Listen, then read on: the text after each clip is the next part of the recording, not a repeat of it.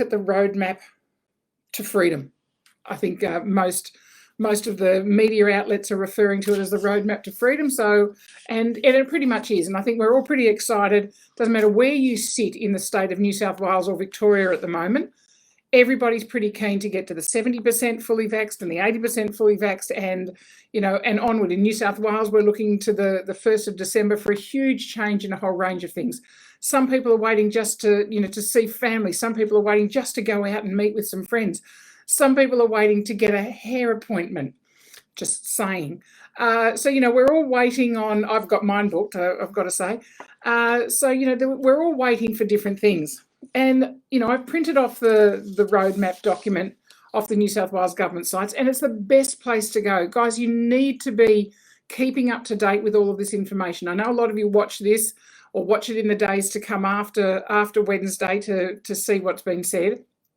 But we need to. This is a roadmap for the freedoms for the fully vaccinated at this stage.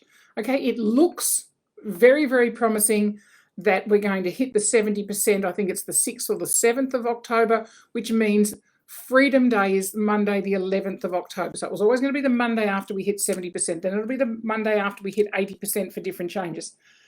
But let's look at the 80% roadmap, because that's more significant, because there are significantly more freedoms. There's certainly 2 different roadmaps, and you can get those off the New South Wales government website. I've got them here, and I've printed them off, and I'm carrying around with me all the time, because I'm constantly being asked questions about it. And the best thing is look straight at the documentation and see what you've got. So let's look at it from a real estate perspective. Yes, we can go out and 10 visitors will be allowed into our home. It doesn't include children under 12. 20 people can continue to gather in unregulated outdoor settings. 200 can attend COVID-safe events. Okay, so they're events with a plan. 500 people can attend controlled, that's ticketed and seated events. Community sport will be permitted. Those who are not fully vaccinated may only gather outdoors in groups of 2 people. Okay, so what's that mean for open homes and auctions? There are 2 biggies that the question comes every single hour, half hour, frequent questions. So let's think about it. If it says 10 visitors will be allowed in a home, not including children under 12. Now, okay, so yes, you can run an open home, and yes, you can have more than the one-on-one inspections that we're currently doing. Don't go overboard. You are presenting yourself and your agency to the community, to your purchasers, to your tenants, and particularly to your property owners, so your vendors and your landlords. So you still need to have social distancing. You still need to look at the 4 square metre rule. You still need to look at hygiene. So it's about telling people not to touch things, wiping things down, having hand sanitizer available, wiping down a property before you leave. So where you've got your documents on the kitchen bench, then pick them all up at the end of your open session and remove that. Auctions, I would be limiting that to people who are registered. People who are not registered, if you're doing an on-site, other side of the fence, thanks, out in the council area. If you're bidding, come in here, make sure that your groups are separated. So still very much be seen to be looking at social distancing and looking at hygiene protocols. It's still part of how we're going to live. So whilst the roadmap to freedom says, yes, we can do different things, and there's nothing in here that specifically talks about real estate.